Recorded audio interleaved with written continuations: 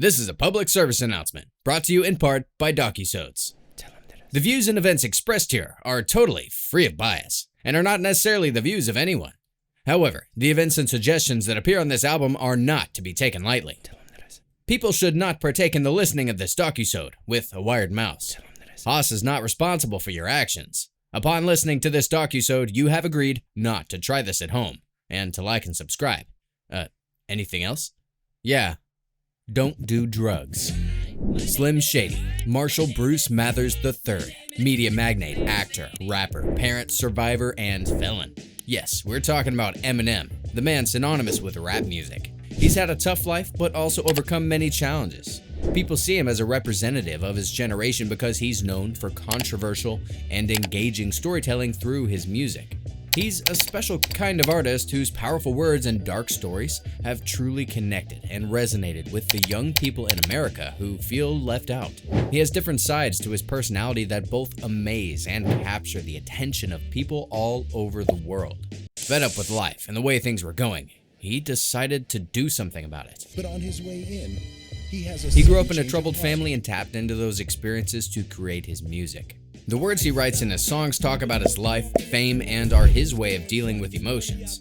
To really understand his music, it's important to know about his life and where he comes from.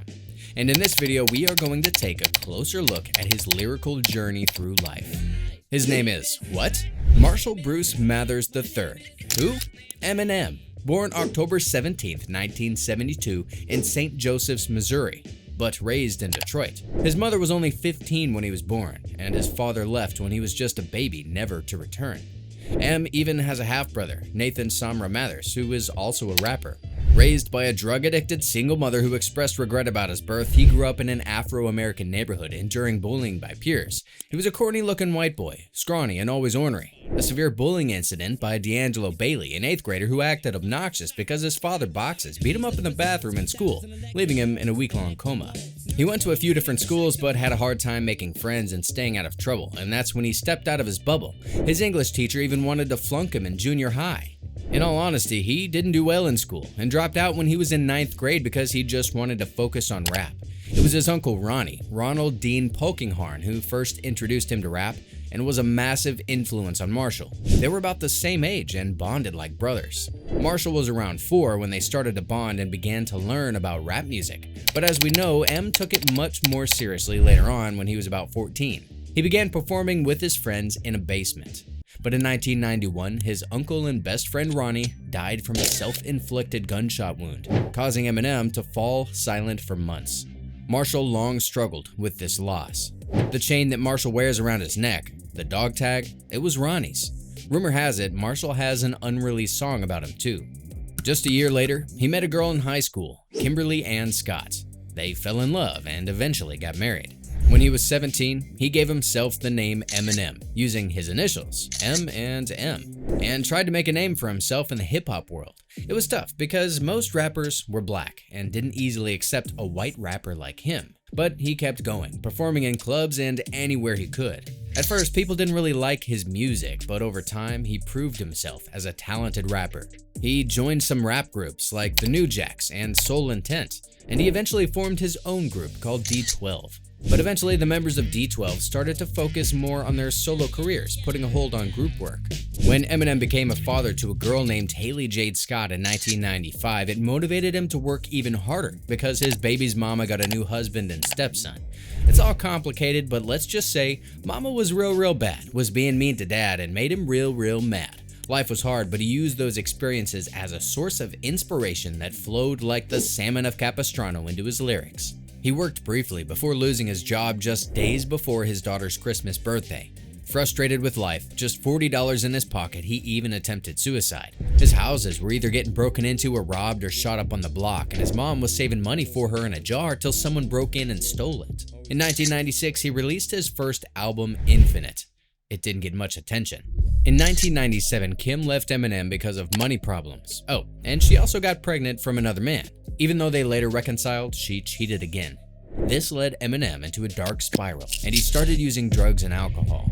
This affected the music he made. This is when M saw an outlet and poured his life out into his music. Because he rapped in a unique way and was white, Dr. Dre thought he might become a big star. Trumpeter Nicholas Payton even dubbed him the Bixby of hip-hop. Eminem's nasal-voiced rapping style is influenced by MCs like Esham, Kool G Rap, and Rakim.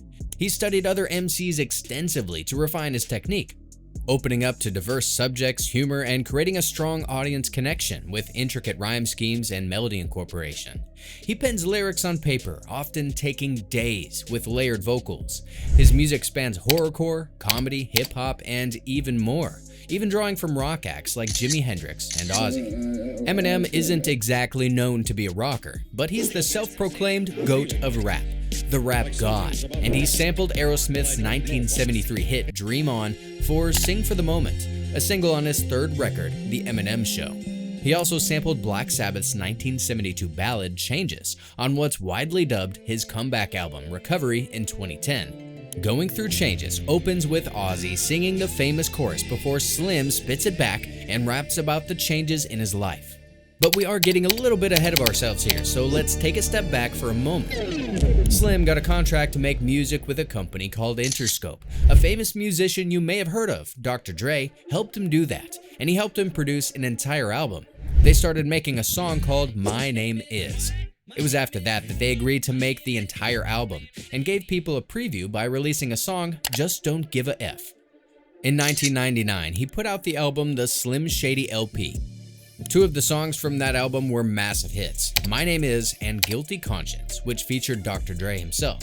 Millions of people loved this album, despite the lewd lyrics and backlash on the lyrical content. He continued in success with his next album, the Marshall Mathers LP, which came out in 2000, just a year later. It sold a huge number of copies right away, and even won some big music awards. To date, he is the only rapper with 2 Diamond certified albums, which means over 10 million copies sold. One of those being the Marshall Mathers LP in 2000, and the other the Eminem Show in 2002. As his fame and lyrical game rose, he also got into more trouble. He had problems with other musicians like pop star Christina Aguilera. In the year 2000, she was 19, he was 27. She admitted she had a crush on him. Em also said, "She's cute, and I've heard little things that she's said about me." But Christina made an off-the-cuff comment about him on an MTV special. Really, she just spoke her opinions about Eminem's music and how he talked about hurting his wife in those songs. She said over and over again it was distasteful and urged women in that situation to escape it by all means. But what really set off that feud was when Christina said she heard a rumor Em was married. Em said she heard a rumor. She didn't know if I was married or not, she just heard a rumor and then put me on blast. So he then spread rumors about her in his song The Real Slim Shady, saying how she gave Slim Shady an STD and mocked when she leaked the rumor, revealing how petty it was. I'd say Slim won that feud, but let's be honest, they were both pretty petty. He was even involved in some pretty serious drama, not like Hamlet or Macbeth though. Get thee to a nunnery and quickly too, farewell! Before Em was popular, he put together a live show where it was common to put flyers out with special invited guests that probably would never show up. One of those special invited guests was ICP, Insane Clown Posse. He dissed them in a couple of his raps. These disses went largely unnoticed, mostly because he wasn't popular yet. Well, he eventually signed with Dr. Dre and popularity followed. Suddenly, that kid who slapped some random names on a flyer looked to be opportunistic, riding on the coattails of the famous to the top. ICP had been dissed multiple times, so they even made some songs that dissed Eminem.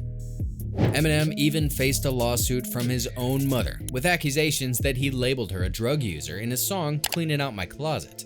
As the lawsuit went on, it finally settled in 2001, but Debbie Mathers only won $25,000, of which she only pocketed $1,600, and the rest went to legal fees.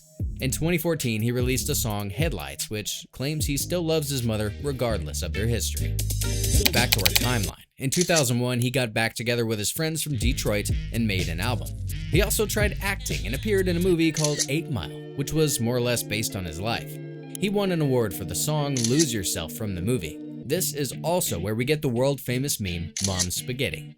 Eminem's real father left when he was just a baby, so Marshall was mostly raised by his other uncle, Todd Nelson. Sadly, this uncle also took his own life, reportedly because he was being constantly terrorized by a neighbor's Rottweiler. Sadly, that neighbor was also a local sheriff. In 2004, he released an album called Encore, which was also popular. He got back with D12 for this album, and it was a big deal because it was one of the first albums to sell a lot of digital copies online. While Eminem was at the height of his career, during an appearance on WKQI's Mojo in the Morning Show, Eminem hinted that he might be taking a hiatus from his musical career. He expressed uncertainty about the direction of his career, stating, "I'm in a place in my life where I'm not sure about the future of my career. That's why we titled it Curtain Call, because this could potentially be the end. We're not certain." In the same year, he had enrolled in a drug rehab program to address his reliance on medications. At the height of his substance abuse, he confessed to consuming as many as 60 Valium, Ambien, and 10 to 20 Vicodin pills per day. Despite all that, Eminem continued to work on his music. He released a collection of his greatest hits called Curtain Call: The Hits on December 6, 2005. Just like his previous albums, this one also did really well and reached the top of the Billboard album charts. Next year, 2006, things seemed to improve for Eminem and he reconciled with his first love and ex-wife, Kim, and remarried. Unfortunately, that marriage lasted only 3 months. Yep, she cheated on him once again. She said he's having multiple problems with, his problem that he had. Kim said she wanted to get counseling to work it out and hoped that M would return to rehab. She even claimed that she learned about the impending separation from listening to the radio. Kim said she saw him doing a lot of things she did when she had her problem, referring to her arrest in 2003 for cocaine possession. Eminem responded by saying, "Her allegations regarding my status post-rehab are both untrue and unfortunate. Second, she was aware that I was filing for divorce. We both tried to give our marriage another chance and quickly realized that a wedding doesn't fix the underlying problems." After the divorce in 2006, he again turned to substance abuse, and later in 2007, had a methadone overdose. Had I known it was methadone, I probably wouldn't have taken it, but as bad as I was back then, I can't even say 100% for sure.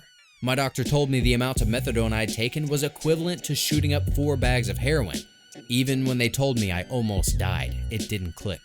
Since the 2004 album Encore, until that time, there had been no new album. He admitted, though, that he was working on another album through his personal struggles, saying that, "I'm always working. I'm always in the studio. I feel good now with the label's energy. There was a time I didn't want to go back to the studio. I had some personal issues. I'm getting through those issues, and it feels good." In May 2009, Eminem's fans were excited as he made a comeback with an album called Relapse. It included popular songs like Crack a Bottle, We Made You, and Beautiful. The album reached the top of the Hot 200 chart, becoming one of his many albums to do so. By the end of that year, Relapse was the best-selling rap album.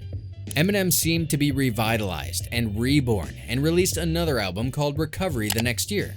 This album not only had hit singles like Not Afraid and Love the Way You Lie, but it also earned him more Grammy Awards. One of the songs on this album, which he recorded with Rihanna, became his best-selling single, with over 10.25 million copies sold worldwide. Despite his immense success, Eminem stayed connected to his origins. He reunited with D12 and collaborated with Royce 5'9" for the album Hell, the sequel. This album came out a year after Recovery.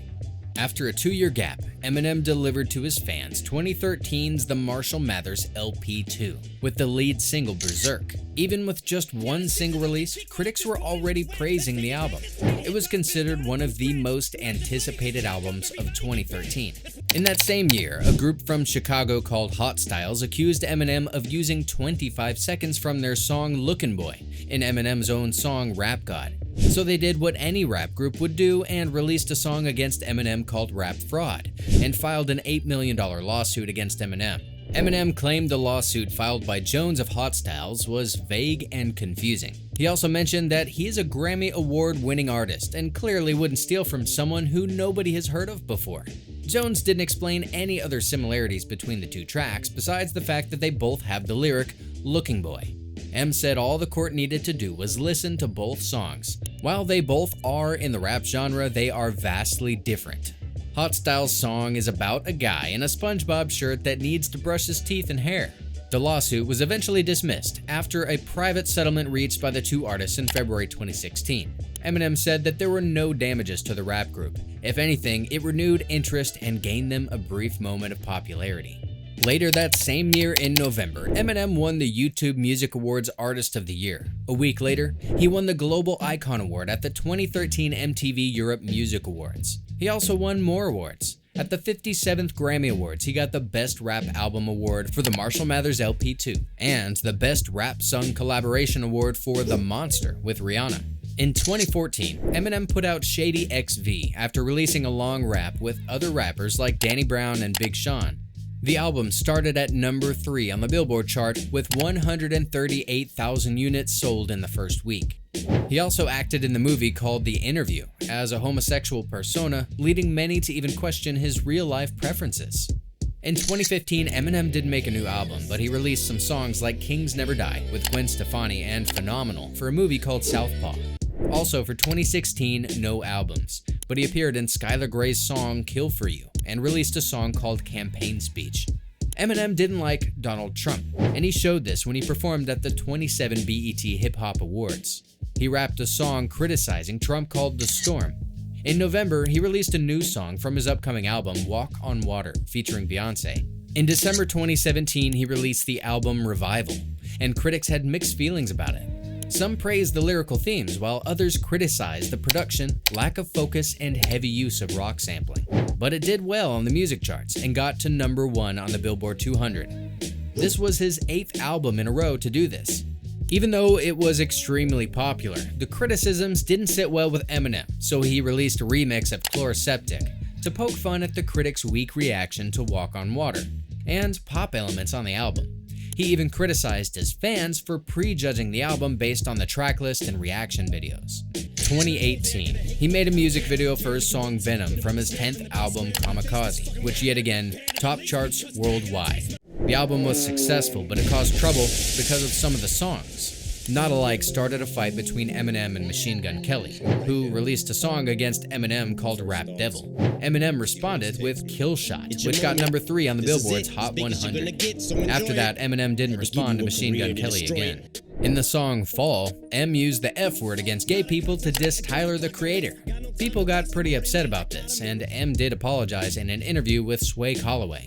In my quest to hurt him, I realized that I was hurting a lot of other people by saying it. He went on to work with other singers like Ed Sheeran and Logic in early 2019.